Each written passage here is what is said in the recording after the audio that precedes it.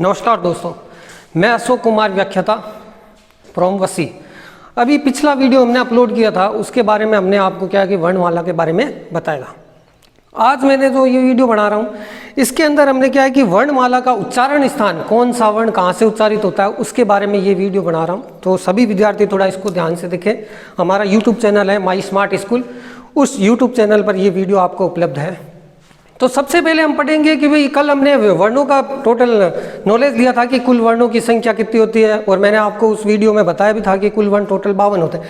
अब ये जो अलग अलग वर्ण है, इन वर्णों का उच्चारण स्थान, कौन सा वर्ण कहाँ से उच्चारित होता है, उसके बारे में आज हम विस्तार पूर्वक जानेंगे। तो सबसे पहले हम देखेंगे वर्णों के अंदर देखेंगे स्वरों के बारे में कि स्वर कौन कौन से। कल आपको जानकारी दे दी गई थी स्वरों की टोटल संख्या क्या होती है, 11 होती है। तो इन स्वरों में सबसे टोटल 11, इसमें अ आ ई उ ए ऐ ओ औ ये होते हैं 11 स्वर, और ये टोटल है व्यंजन। और उसके बाद में अब हम इनके बारे में पढ़ेंगे कि कौन सा व्यंजन, कौन सा स्वर किस जगह से उच्चारित होता है। इसी के बारे में एक डायग्राम बना रखा है हमने। इस डायग्राम में देखिए अलग अलग हमारे जो मुंह है, मुंह में अलग अलग क्या है स्वर तंत्रियाँ होती हैं, और उन स्वर तंत्रियों में से क्या है कि हमारे अलग अलग ये स्वर और व्यंजन उच्चारित होते हैं। सबसे पहले हम जानेंगे ये कंठ क्या है। कंठ क्या है कि हमारे मुंह के अंदर यहाँ से जब हम उच्चारण करते हैं किसी भी वर्ण का, जब ध्वनि यहाँ से वर्ण कोई भी उच्चारित होता है, इसे कहते हैं हम क्या कहते हैं, कंठ कहते हैं। उसके बाद में नंबर आता है तालु का। कंठ से थोड़ा सा ऊपर वाला हिस्सा, यानी जीभ से जस्ट ऊपर वाला हिस्सा, इस हिस्से को क्या कहा जाता है, तालु कहा जाता है। और फिर बाद में आता है कि मूर्धन्य। मूर्धन्य क्या होता है कि जब हम किसी वर्ण का उच्चारण करते हैं, जब हमारी जीभ होती है वो क्या है कि ऊपर की तरफ हिस्सा है, यानी हमारी जीभ मुंह के अंदर ऊपर के हिस्से में टच होती है, उस हिस्से को कहा जाता है मूर्धन्य। और उसके बाद सबसे सरल ये दंत्य। दंत्य क्या होता है वो तो हम जानते हैं। और ओष्ठ्य क्या होगा, जिस वर्ण का उच्चारण हम करेंगे हमारे होठ आपस में टकराते हैं, और उसको कहा जाता है ओष्ठ्य। उच्चारण स्थान उसका ओष्ठ्य होता है। तो सबसे पहले हम पढ़ेंगे स्वर के बारे में। जैसे स्वरों का उच्चारण कहाँ से होता है, आ स्वर है, इनका उच्चारण जब हम उच्चारण करेंगे तो आ यानी हमारी जो ध्वनि निकलती है वो हमारे कंठ से निकलती है, इसलिए इनका उच्चारण स्थान क्या होगा, कंठ होगा। इसी प्रकार ई जब उच्चारण होता है, ये ध्वनि हमारे मुंह के अंदर तालु से निकलती है, तो इसलिए इसका उच्चारण स्थान क्या हो गया, तालु हो गया।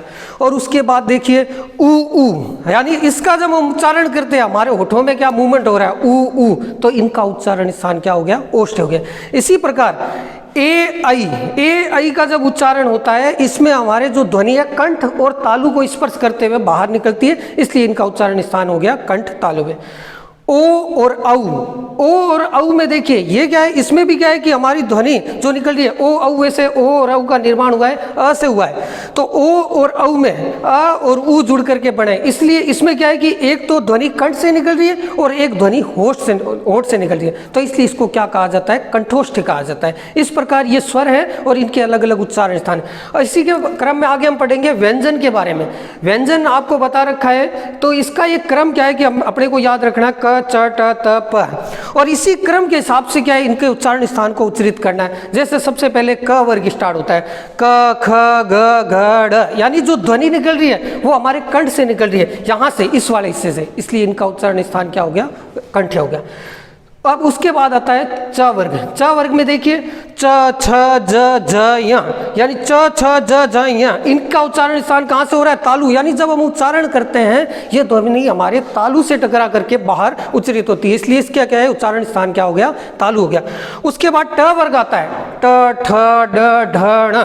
अब इसको क्या है, उच्चारण करके देखिए अब उच्चारण करके देखेंगे ना, तो अब इसका हम रटाफिकेशन करेंगे तो किसी प्रकार से रट नहीं पाएंगे। इसको याद करने का एक तरह की तरीका यही है कि उसको अपने ऊपर हम उच्चारण करके देखेंगे, तब उसका एक्चुअल में उच्चारण स्थान अपने को समझ में आ जाएगा, और दोबारा इसको याद करने की, रटने की आवश्यकता ही नहीं पड़ेगी। ट वर्ग उच्चारण होता है ट ठ ड ढ ण। जीभ कहाँ टकरा रही है, हमारे मुंह के जीभ है मुंह के ऊपर वाले हिस्से में, ये जो ऊपर वाला हिस्सा होता है ये मूर्धन्य होता है, इसलिए इनका स्थान क्या हो गया, उच्चारण स्थान मूर्धन्य हो गया। उसके बाद आता है त थ द ध न। त थ द ध न, जीभ कहाँ टकरा रही है, जीभ हमारे दांतों से टकरा रही है, दांतों से टकराने के कारण इनका उच्चारण स्थान क्या हो गया, दंत्य हो गया। उसके बाद प वर्ग आता है, प फ ब भ म, यानी इसमें उच्चारण स्थान क्या हो गया, हमारे होठ हैं जो आपस में टकरा रहे हैं, इसलिए ये प वर्ग है, इनका उच्चारण स्थान क्या हो गया, ओष्ठ्य हो गया। इसी क्रम में हम देखेंगे ये ह आता है, ह में क्या होता है, ध्वनि हमारे कंठ से बाहर निकल रही है, इसलिए इनका उच्चारण स्थान इसका भी क्या हो गया, कंठ हो गया। उसके बाद आता है य और श, य और स, इसमें देखिए उच्चारण कहाँ होगा, य श, तालु स्वर है, तो इसका भी उच्चारण स्थान क्या हो गया, तालु। उसके बाद र और स, र श, बोलिए ये ध्वनि कहाँ से आ रही है, अपने मूर्धन्य से टकरा के आ रही है, तो इसका उच्चारण स्थान मूर्धन्य हो गया।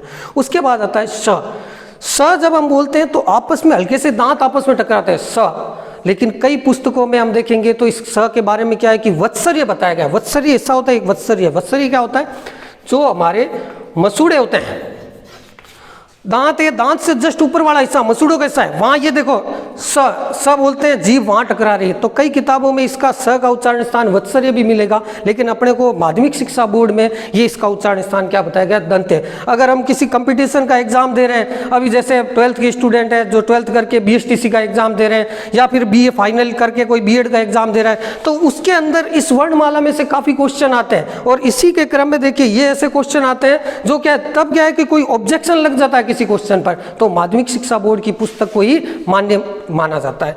उसके बाद देखिए आपके सामने आता है ये जो ञ, ञ, ण, न, म, इनको क्या कहा जाता है, नासिकीय वर्ण या अनुनासिक कहा जाता है। तो ये अलग अलग वर्ण थे। और उसके बाद सबसे बड़ी बात, व के बारे में पढ़ेंगे। व ऐसा वर्ण है, इसको जब हम उच्चारित करते हैं तो हमारे दांत और ओष्ठ दोनों आपस में, मुंह में दोनों आपस में टकरा रहे व, तो इसलिए इसका उच्चारण स्थान माना जाएगा, क्या माना जाएगा, दंतोष्ठ। दांत और ओष्ठ दोनों टकरा रहे, दंतोष्ठ माने। और फिर उसके बाद में आता है ल। अब ल भी वही है, ल क्या है, उच्चारण स्थान वत्सर्य, वत्सर्य कहा जाता है इसका उच्चारण स्थान। तो इसको क्या कहा जाता है, वत्सर्य कहा जाता है। जब हम इसका उच्चारण करेंगे, जीभ कहाँ से टकरा रही है, हमारे मसूड़ों पे टकरा रही है, इसलिए इसको भी वत्सर्य कहा जाता है। तो ये अलग अलग हमने क्या है कि इनके जो वर्ण है टोटल, इनके उच्चारण स्थान के बारे में पढ़ा। अब इसको बच्चों क्या करना है, अपने को इनको सिर्फ रटना नहीं है, अपने ऊपर क्या करना है, इसको बोल करके देखना। आप बोल करके जैसे देखोगे तो आपका ये क्या होगा, अच्छे से तैयार हो जाएगा। इसको याद करने का ये बस एक तरीका ध्यान रखना, ये जो वर्ग है क, च, ट, त, प, इनको याद करना है तो बाहर से यानी अंदर से हम क्या करेंगे, शब्दों को क्रम से बाहर निकालेंगे। यहाँ से क वर्ग बाहर निकल गया, ठीक है, उसके बाद च वर्ग बाहर निकल रहा है तो ये ताड़ू से निकल गया, च वर्ग बाहर निकल गया, उसके बाद ट वर्ग निकल रहा, ट, ठ, ड, ढ, ण, ये यानी मूर्धन्य से टकरा रहा है, तो ये फिर मूर्धन्य वाला हिस्सा है। फिर दंत्य त, थ, द, ध, न, दांत से टकरा रहा है। उसके बाद प, फ, ब, भ, म कहाँ से टकरा रहा है, ओष्ठ, ओष्ठ का उपयोग किया जा रहा है। तो यानी कि क से लेकर के प वर्ग तक का उच्चारण जब हम करेंगे, ध्वनि क वर्ग के अंदर कंठ से, उसके बाद तालु से, उसके बाद ट वर्ग है वो मूर्धन्य से, उसके बाद त वर्ग है वो दंत्य से, और प वर्ग है वो ओष्ठ से। इस प्रकार ये पूरा क्या है कि जो हमारा वर्णों का ये जाल रहता है, कहाँ से कौन सा उच्चारण होता है, इसका ध्यान रखना है। और स्पेशल क्या है, इनको साथ में ही याद रखना है। ये क, आ और क, ख, ग, ग, ढ और ह, ये का कंठ से हो गए। इसी क्रम में याद रखने का एक तरीका ये भी ध्यान रखना, य, र, ल और व, और श, श, ह, श, श, स और ह। अब इनको सीधा यहाँ से भी याद कर सकते हैं। जैसे ये यस तैयार किया, यस, यस क्या है, तालु से, ये तालु।